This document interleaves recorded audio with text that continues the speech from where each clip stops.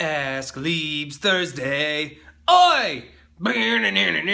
Ask Liebs Thursday. Songs, they making a comeback. Hey guys, it's me, Lieberman. Before we get started, real quick, I just want to remind you that tonight's Google Hangout, the Lieberfriends Google Hangout, is not going to be at 8 p.m. Pacific Standard, but instead at 6 p.m. Pacific Standard. We're moving it 2 hours earlier, just to try it out. I don't know. Basically, it's going to be like, I'm going to get off Superhero Roundup on Sourcefed Nerd and then come in here and start that. So it might be exhausting, it might be a mistake, but also so many people complain about the fact that the Hangouts are so late and they're not able to join it, and I want to see if maybe we were able to get more people if we do it a little earlier. And I'm trying to find a balance between what my schedule can allow and what works for you. So we'll figure it out together. Got 3 emails today, as usual, and we are gonna jump into them. Ba-bum-bum. All right. This first email is from J, the letter J, and he writes, I live in England, I'm 16 years old, and I have an odd relationship with this girl. I've known her since I was around 13. She was my first real friend. For years, we were just friends, talking daily online and hanging out in school lunchtimes. As we got older and puberty came into play, I started to fall in love with her. It wasn't just a crush.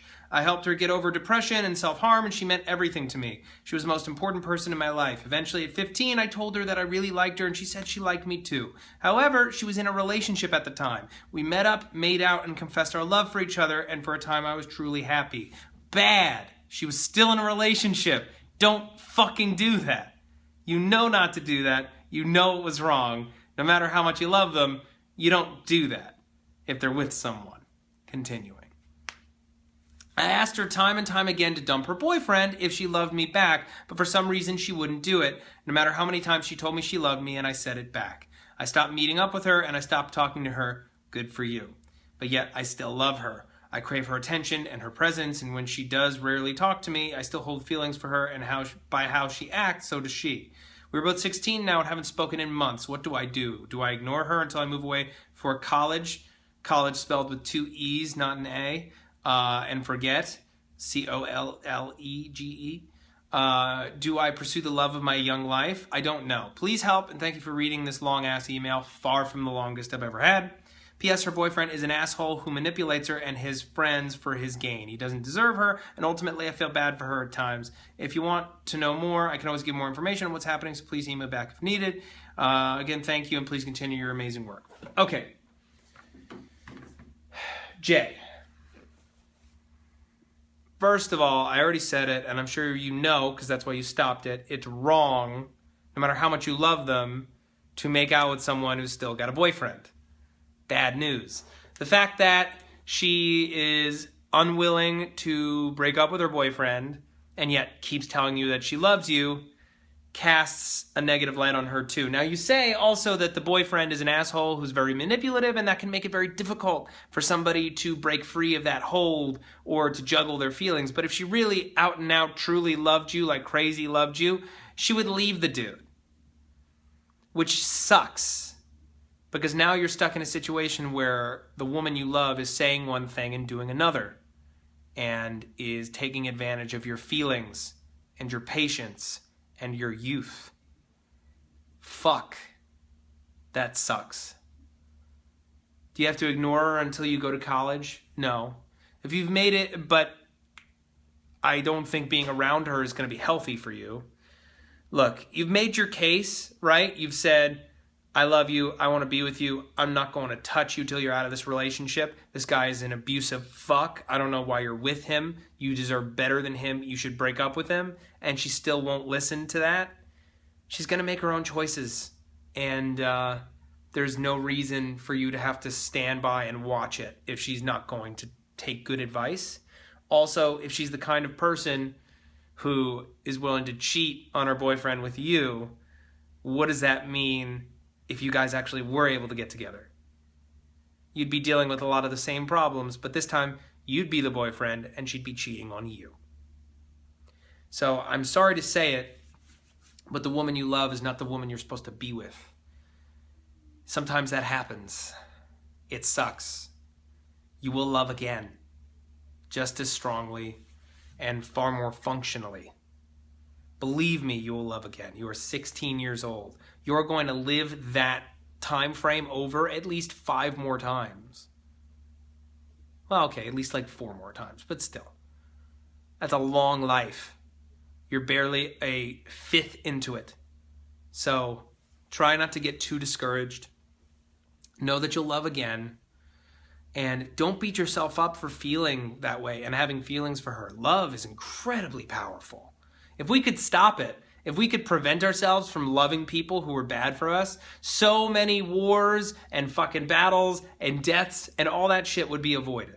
But we can't. So don't hate yourself for loving someone who can't love you back properly. It's okay. It happens. Try to distance yourself and do what you can to make you happy instead of thinking about her. You've made your case. And that's it. All right. I hope that helps. I'm distracted by folks playing guitar. I don't know if you can hear it.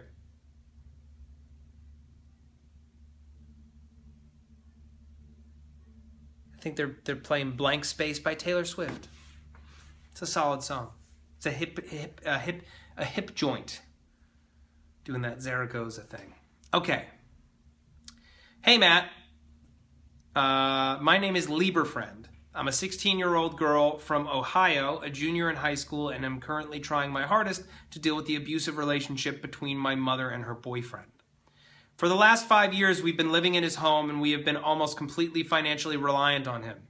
My mom makes some money, but just barely enough to support us on our own without struggling. I know how we used to struggle before we moved here, and I thought it was a miracle when this man wanted to take us in. I felt like after it being bad guy after bad guy, my mom had finally found a man I could trust. Now I know how wrong I was. The last 3 years have been almost a complete hell. The fighting and constant emotional manipulation from her boyfriend is hard to handle. Every time we do something he doesn't like, i.e. my attitude, my mother catching him in lies, anyone calling him out for anything at all, he tells my mother that he's going to evict us from his home and that he wants us to pack up our belongings and leave ASAP. This happens every few months. The periods between these fights are always long enough for us to believe that it's over and that they won't reoccur, but somehow they always sneak up and surprise us. He is always holding the fact that we rely on him for money over our heads, like warnings, and that he does so much for us that he can justify his actions. In his eyes, this means he can treat us however he wants. Now that I have a steady job and can help with bills, I know that my mom and I could definitely make it on our own. If I bust my ass to get a second job and keep up with school, we can make it. Which is why I can see why she won't leave him and is always making excuses for him. Because life without him providing for us would be hard on the both of us. And she doesn't want me to have to go without luxuries that he makes possible. Like my prom dress, me having the money on my paychecks to spend how I please, my driving school. But I don't care about any of that, and I would give it all up in a heartbeat if it meant we didn't have to live here anymore. The biggest problem I have is getting my mother to see we don't need him. That is this hard work we put in and the material, emotional things we give up will give us our own security and our own happiness eventually. I'm not really asking a question. That's why writing this, I feel like I'm wasting your time. But my mom used to be so full of life, it's hard to see her have to live this way. I just don't know how to deal with any of it. And any and all advice you have for me is certainly welcome. I'm really sorry that this is so long.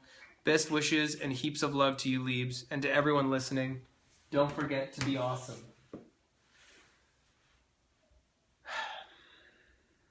Fuck, man. That's really awful. What can I say? The first thing I want to say is I'm really glad and really proud that you're able to see what your mom is giving up for you and for you to have a stable life.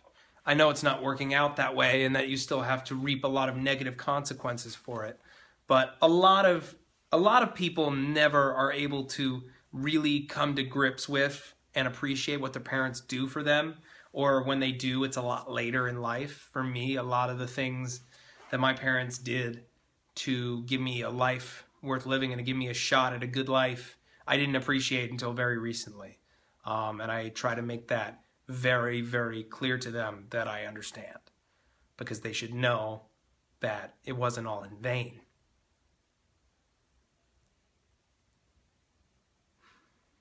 Have you talked to your mom about leaving?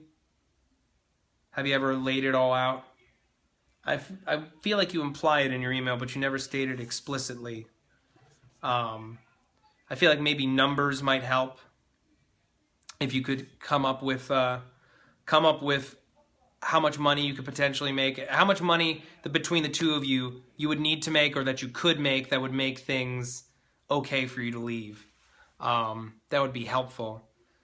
You're 16, and I hate to tell you that, and this is like the shitty answer, but it's also true, that you only have a couple of years left, and that as soon as you're in college, she doesn't have to be with him anymore, and that she can still leave, and she's worried about making sure that you're all right. Once you're out of the house, you are all right, and she can leave. But if you want to actively pursue getting you and your mom out of this house, you need to continue to have a dialogue with her. That you don't mind working hard, that anything is worth being happier, that both of you would be happier, money or not, outside of this house. That's something that you have to communicate to her.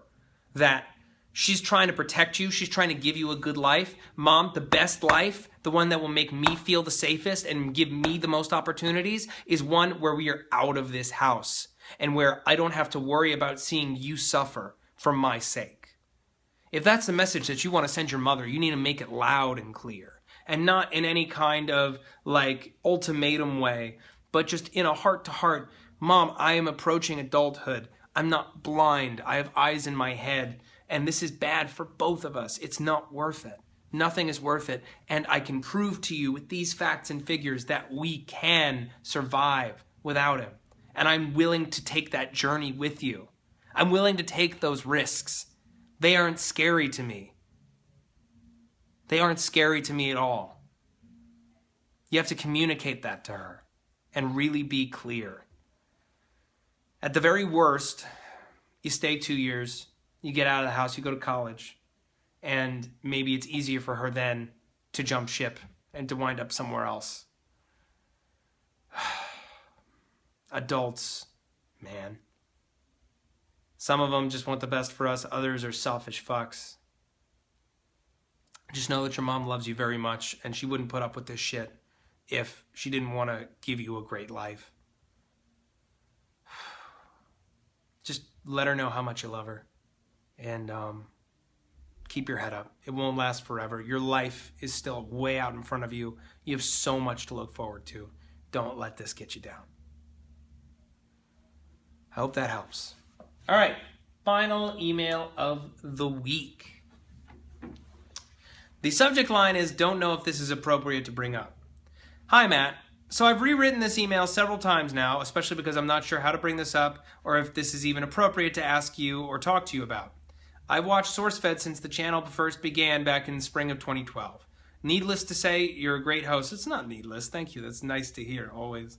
And the Lieberfriends community is definitely something special, certainly now that YouTube's moved away from encouraging creators to really engage with their viewers. I don't know if that's true. Maybe you guys know better than me. I don't know. God, I hope it doesn't sound like I'm trying to flatter you or pander to you. What I'm trying to say is 3 years ago, I was finishing my freshman year of college. I'm a media production major, graduating in May. And it was then I had decided I wanted to work for Sourcefed and DeFranco Creative. Just a clarification, just so everyone knows, there is no such thing as DeFranco Creative anymore. It's Discovery Digital Networks LA. That's what Sourcefed and the Philip DeFranco channel and show, those are a part of Discovery Digital Networks LA. There's no DeFranco Inc., there's no DeFranco Creative. We're just Discovery Digital Networks now. They had to tell us that. We had to have like a meeting to explain it, but that is the truth. There are a couple of position listings on the Discovery Communications website for host and writer down in Los Angeles. I'm not saying what part of town we're in. And while it doesn't say directly these positions are for DeFranco, I applied for them anyway. I've read up on other websites how applicants rarely get a response from Discovery's HR department. What are these websites? I want to know. And so I'm writing this email to you, one of the most genuine YouTube personalities I've seen and someone I hope to someday work with. This is where my train of thought breaks down due to sheer nervousness. I really want to work at DeFranco. And I'm trying to find any viable way to get my foot in the door. But at the same time, I don't want to disrespect you and make you feel as though I'm reaching out to you simply because of who you are and where you work. Working for Sourcefed is my dream job. All I'm looking for is a chance to prove myself that I belong there. Thanks for taking the time to read this, Matt, regardless of what happens. So, first things first, you don't say whether or not I can use your email or your name, so I'll just call you Lieberfriend. But this really is for anyone who dreams of one day working here.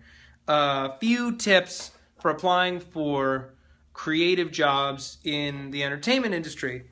One, you're still in college. And I'm assuming, and maybe that's assuming making an ass out of you and me, that you're not in Los Angeles at the moment. No one's going to hire you if you're not local, and they're not going to hire you if you're still in college. That's just not, it's just not really how these kinds of things work. You have to be out of college, you have to have a degree, you have to be local so you can come in for an interview. You have to have a resume where you have shit. Dani!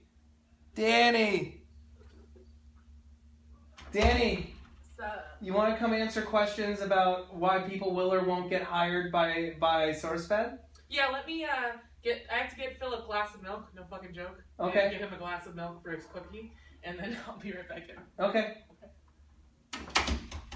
What Dani may not know is that these videos are unedited. But you'll be getting information straight from Dani Rosenberg. How's that for an exclusive?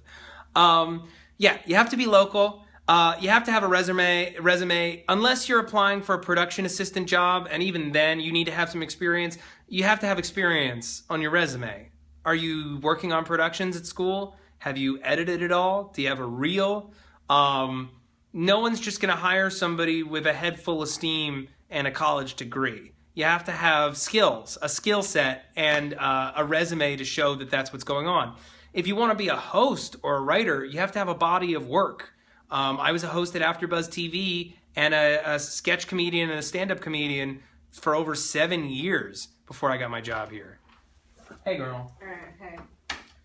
You want to pull up a chair, pull up a seat? We'll pull up this orange seat. I've never had a guest star on an *AskLiebs* before.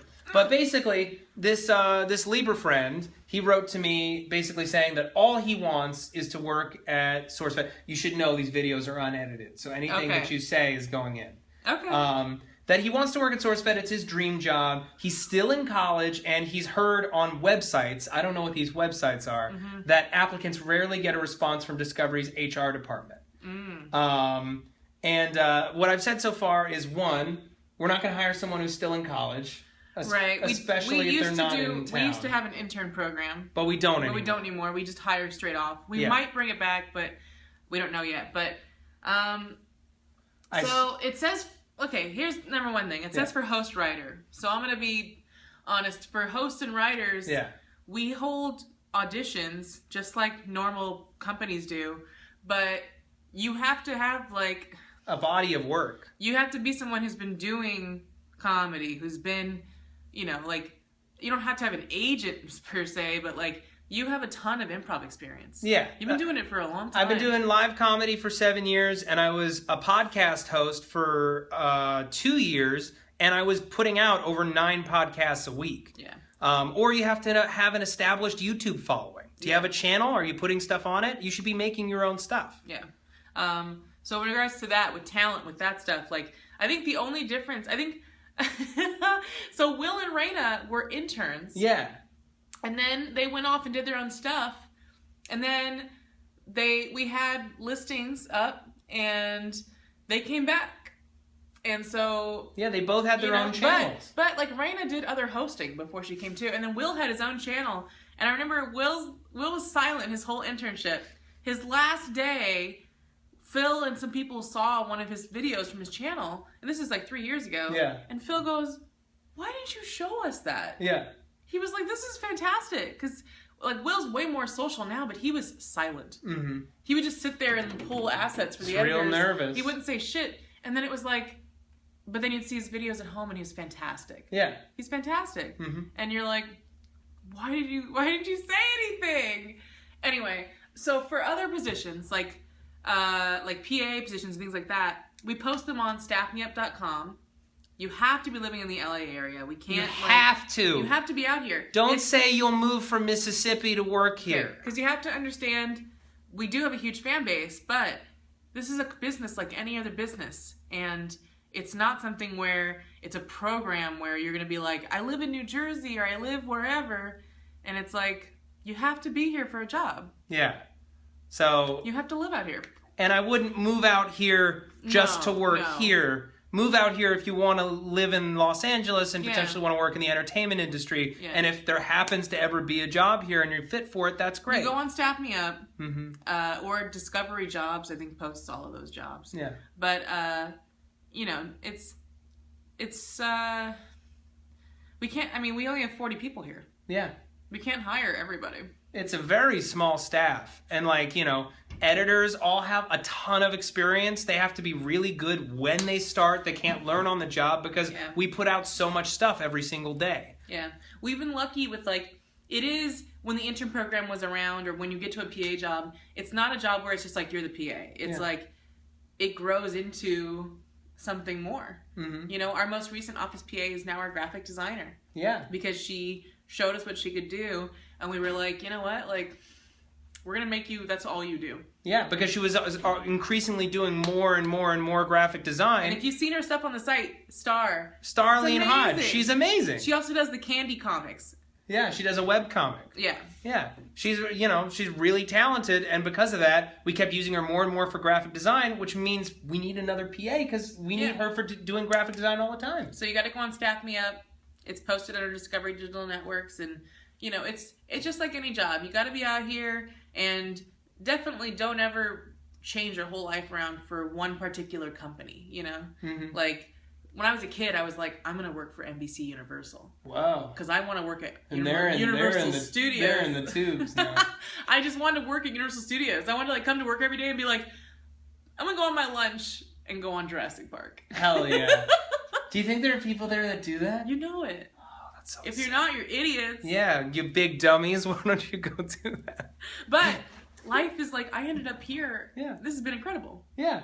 So you never expected this to be your life. No. It's just like, if I'm like, I'm in love with Joshua Jackson, I'm going to marry Joshua Jackson. Peace. Only Joshua Jackson. Mm-hmm. And then I literally like, built my whole life around trying to marry Joshua Jackson. And then fucking Diane Kruger swoops in with her fucking German claws. Yeah. I saw them once at a restaurant, and I paid my bill and I left. Wow. Because I couldn't hold my shit. You couldn't look at I was like, Pacey.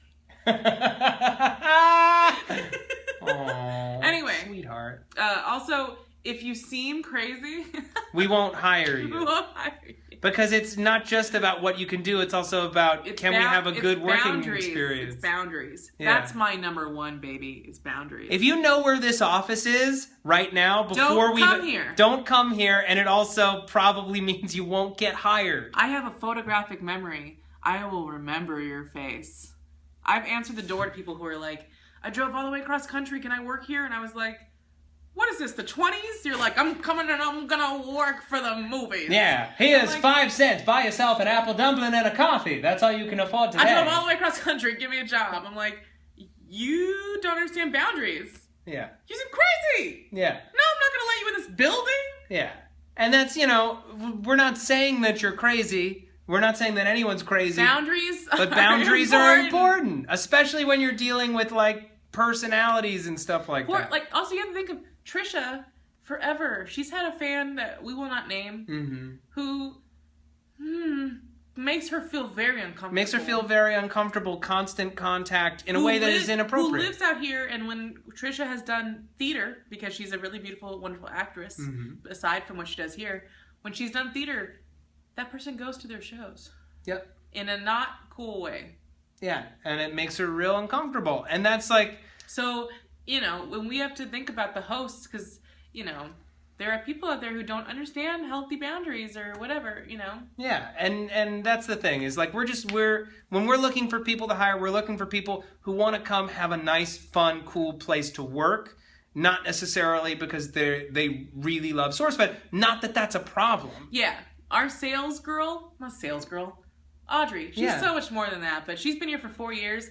She was a massive Phil DeFranco fan when she joined us. Yeah. But she also was able to like keep her shit together and do her job. Yeah, and just recognize Phil's a person, you're a person, Will's a person. Everyone who worked here ever, it's just another person. Yeah. Treat them with respect, and we'll get along great.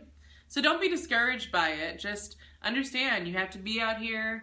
You have to look for the posts on like Staff Me Up or entertainmentcareers.net and build out, like do freelance PA work, like build out, if you want to write or host, take improv classes, take sketch classes, get involved in groups, do podcasts, make videos. You have to have a body of work, and you have to learn what works and what doesn't, because in the morning when we figure out our stories, we have maybe 45 minutes to write a story, and then it's got to be up and it's got to be polished and look good. And as you write more, you get more comfortable with trusting your gut, and you can just do it. You can just dive in. Like we were talking about writer's block yesterday. At some point, you realize that's just an illusion, and whatever you have to write, you just have to start writing it. And hopefully by the end of it, you've done something that's funny and worthwhile. Yeah. Yeah. So that's, don't be discouraged by it. But also, we're very small, and we're very... Yeah, I would say... And I do a lot of hiring. Yeah. I'm picky. She's picky. I mean, I've been here a year, and I want to say that maybe we have hired, in the year that I've been here, maybe 5 new faces over the course of the year. And that includes editors, production assistants, and then Bree. And that's really it. Yeah, we don't do a lot of turnover, and we expand very carefully because we're small. Yeah. We do a lot of good stuff, but we're still in the early stages. Yeah. So hopefully that answers your question. Hopefully we haven't trampled your dreams. No. Just start making shit. Start making shit and doing good work and put together a resume of people who liked working with you. Don't wait till you're working at your dream company to start doing what you want to do. Oh, yeah. Because the key to working at your dream company is having already established, I can do that. Mm-hmm. So, I hope that helps. Thank you for helping, Dani. You're welcome. So, guys, that wraps up today's Ask Liebs. I hope that you enjoyed it. Please continue to send me your emails, mattliebermanofficial@gmail.com. Lieberfriends Hangout tonight at 6 p.m. Pacific Standard Time. Oh. I'm going to be in here doing that with you. So, doing it here? Yeah, I'm doing it here. Normally, I do it at home at 8, but I'm trying something new. Okay. Yeah, so I'll lock up. You can close the garage door? I'm going to close the garage door. All right. Thanks, Dani. Bye, guys. I'll see you. If I don't see you tonight, I'll see you on Monday. Bye-bye.